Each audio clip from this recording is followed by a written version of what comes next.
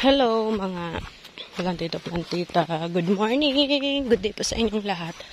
At ngayon po ay September 15. Ayan po. Bali, bago pa ako mag-umpisang magtrabaho, yung ating everyday routine sa ating mga garden, ay hihingi po muna ako dito ng gulayin. Kasi po yung binili ko sa 20 pesos sa bayan ay kaunti lang. Parang kulang pa yun sa akin. Mayroon po ditong napakarami pong gugulayin na pinapahingi lang po kasi hindi naman makaya-kaya na. Yan, matagal na po palang mayroon ditong gugulayin. Pero lately ko lang nalaman.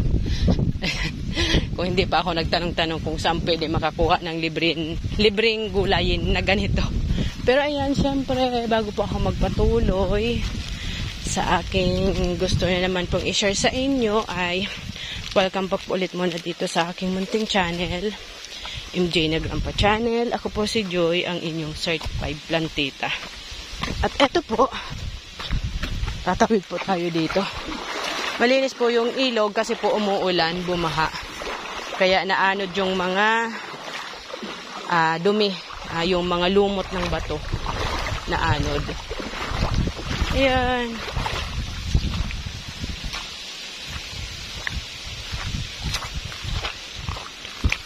Umuwi po kasi si Matmat. Ayan, 3 weeks din siyang hindi nakauwi. At sabi niya, magpapahinga daw siya. Kasi hindi siya nawawala ng sipon. Kasi siyempre po sa mga borders, minsan po kung ano na lang yung mga kinakain nila. Usually, ang kinakain nila kasi walang time magpara gulay-gulay, ay mga dry foods. Tulad po ng mga prito-prito, lumpia, ayan, mga dilata. Kaya, bumili pa ako ng kalahating kilong buto-buto ng baboy para makahigop siya ng sabaw. Saan ang daanan dito? At raramihan ko lang po ng gulay. Dadamihan ko lang po ng gulay. Nahihingiin ko dito. Wala naman daanan.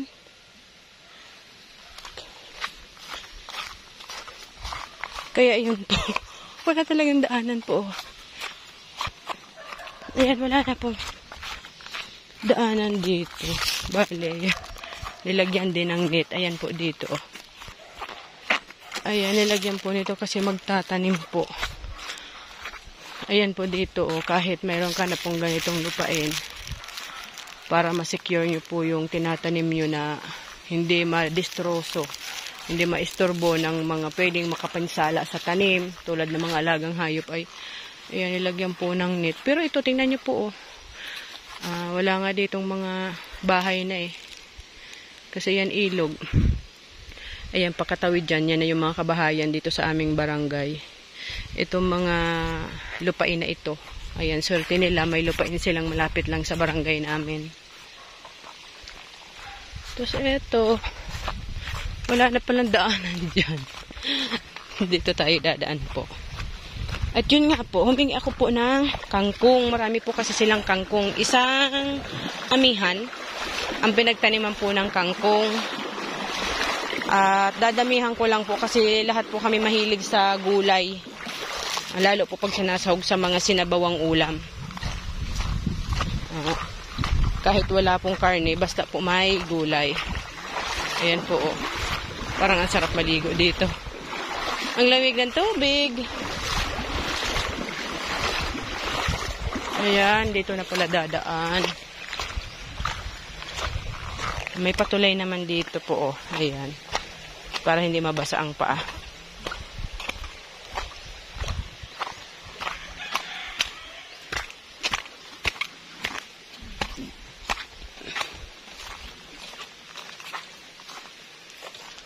Uncle Joel, dyan na po maage? Dyan po? Yao na pala dyan agihan, na palang shortcut.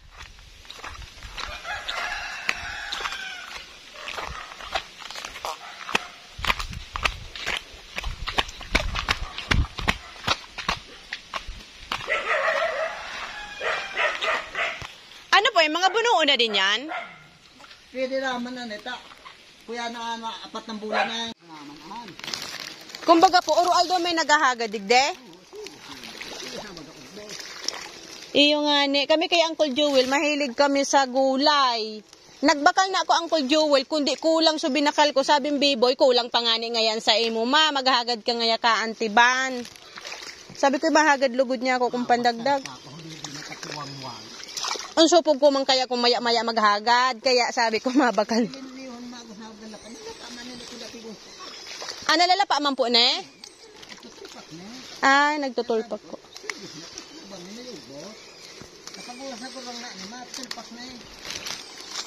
Magayon ang Uncle Jewel, tasaro pala ni hong sarong amihan po pakada kula ka ni natanoman. Apis, pandi may sira po na?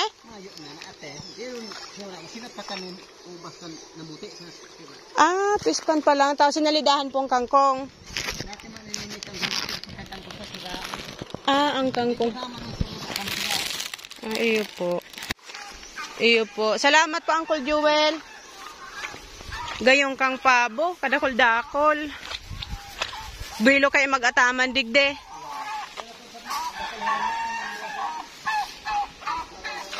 Uncle Jewel, anuhan pa ne? Pispan pa. Di pwede pang maglaag sira.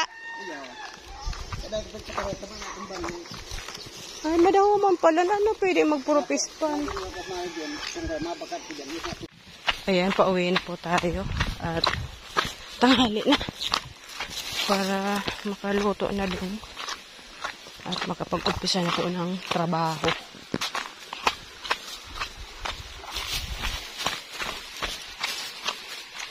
Dahil tapos na pong magluto at nakakain na din po, kaya umpisa na po ng trabaho si Plantita Joy. Kailangan po talaga ay may energy po sa pagtatrabaho sa ganito pong sitwasyon ng paglilinisan. Hindi po pwede dito yung medyo matamlay kasi sa sitwasyon nga po kailangan talaga ay may lakas po.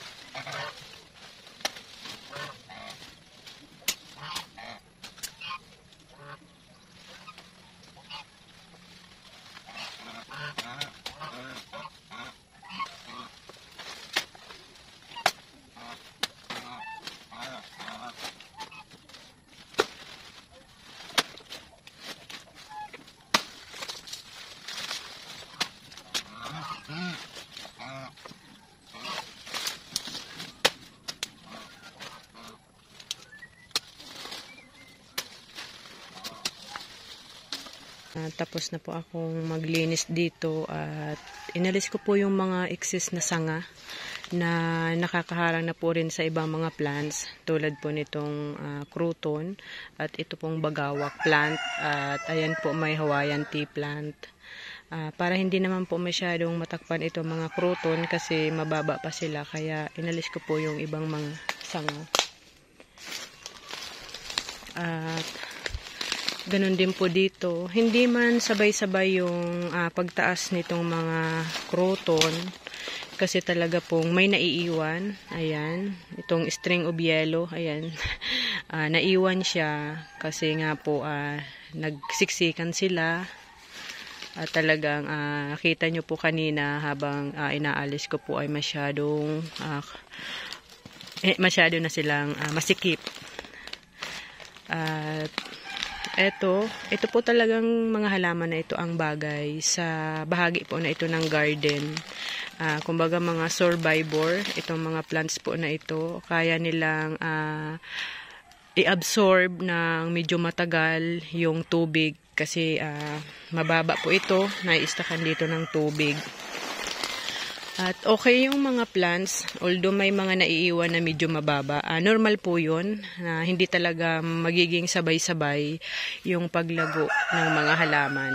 Kasi syempre po, kung mayroong mataas tulad nito, yung matatakpan niyan sa ibaba, malililiman, magkakaroon ng epekto na maging slow yung pag-grow niya. At yun po yung nangyari dito. May mga plants talagang hindi nakasabay. Pero malalago po sila. Hindi lang ganun ka-colorful yung mga dahon. Kasi nga po nabigyan na ng shade. Shade na. Nalilima na nitong bagawak murado. Itong napakagandang flowering tree plant. At kung makikita nyo po, malaki na talaga siya. Okay na yung ano niya, talagang buhay na siya at makakatulong ng magsipsip ng tubig ulan dito sa garden na ito. Ang marami po dito sa akin, itong ayan po, hindi ko pa nga naalis kasi ang hirap abutin. Itong ayan pong to yung dahon, yan, parang ang tawag sa amin yan balagon. Ayan, ganito po, oh. Ito yung pumupulupot po sa mga halaman ko. Itong balagon. Hindi ko lang ano sa Tagalog kung ano itong balagon. Baging ba? Parang nagbabaging. Ayan. At eto, halos naka-alternate po talaga itong mga halaman dito. Bali, ang hindi lang po nag-improve dito na napansin ko ay ang palmira. Kasi napakatagal na po ng palmira. Nag-start po ako mag-garden dito. Mas nauna ko pong tinanim ang palmira. Pero dahil nga po sa lagi ditong may tubig, kaya hindi sila nag-improve. Mas naunahan pa po sila nitong nagkakahoy kong halaman, itong bagawak. Ayan, alternate yan. Ayan po, makikita nyo po. Talagang sabi ko, kailangan yung itanim ko dito yung mga halaman po na hindi maselan at kayang mag-survive sa laging basa yung lupa. Ayan po yung ano, dito sa part po na ito. Dito pa lang tayo sa side na ito. Ay yung ano niya, yung kondisyon ng mga plants nung naalis na yung sobrang excess na mga sanga. At dito, ito, bali yung style ko ng tanim nito ay apat-apat. Apat na pinagtatabi ko yung puno. Ayan po. Ito, 1, 2, 3, 4. Kaya medyo makapal yung ano niya dito. At meron din ditong red gumamela. Double ito. Ayan. Saka ito. Wala lang bulaklak ngayon. Pero magbubulaklak na siya. At ito, apat din siya. Nung nakaraang mga buwan, nung hindi pa ito masyadong natatakpan at napupuluputan ng baging, yellow-yellow po ang kulay nito. Colorful ito. Ito, inalis ko tong wild, pwedeng wild or native ginger plant. Kasi natakpan itong dugtang na crouton. Kaya medyo naiwan ito po. Ayan, tambak yung inalis ko. Yung ganitong ginger plant. Kaya kung napansin nyo po, naiwanan sila, mababa pa. At eto, yung din, yung ibang mga plants. Ayan, makulay yung iba. Pero ayan, ito naman, ito yung guanaba gold, mataas na din. Ayan, napakaganda rin po. Ayan po, oh. Sobrang ganda ng dati po, yun nga po, nasabi ko, nung hindi pa to masyadong napupuluputan ng mga balagon, yung yung baging siguro yun sa Tagalog, at siya, hindi pa masyadong nalililiman ng mga sanga, ay yellow po talaga. Dilaw na dilaw yung niya po dito, yung kulay. Ito yung ice stone. Yellow ice stone. Ayan. Nakaka-proud po na kahit hindi masyado dito nalilinisan at lagi itong napupuluputan ng mga balagon, ay nagisilang malusog at nakasurvive sila. Ayan, nakasurvive sila. At yung ito nga, pinutol ko na din. Kaya maganda yung nito kasi mang apat-apat po to, pero may naiiwan talaga tulad nito. Ito parang mamamatay itong isa na to. Ayan yung mga plants. Hanggang po yan doon sa dulo. Ayan. Ito, ayan po. Tapos ito yung pink Venus. Ayan, malago na siya dyan. Saka itong spider crouton. Ito. Saka yung gold dust. Stardust ba? Ayan. Yung isa.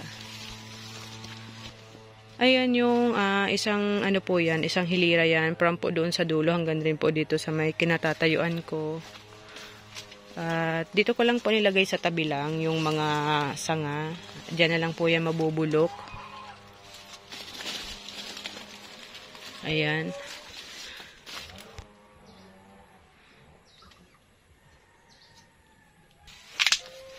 Ayan mga plantito-plantita. Next naman po doon sa kabilang side, lumiwanag din po doon ng husto kasi inalis ko na rin po yung ibang mga plants kaya sobra na rin pong luwag. Maraming salamat po sa pagsama nyo dito sa episode na to at ayan yung aking mga plants ay okay naman po. May naiiwan man, may mabababa pero halos goods na goods din naman yung mga plants dito kahit sila ay naiista ka ng tubig, lalo po ngayong tag-ulan. Maraming salamat po sa mga nadadagdag na subscriber, sa mga viewers ko po, sa mga nagko-comment, nagla-like and nag-share. Thank you so much po sa inyong lahat and God bless you all.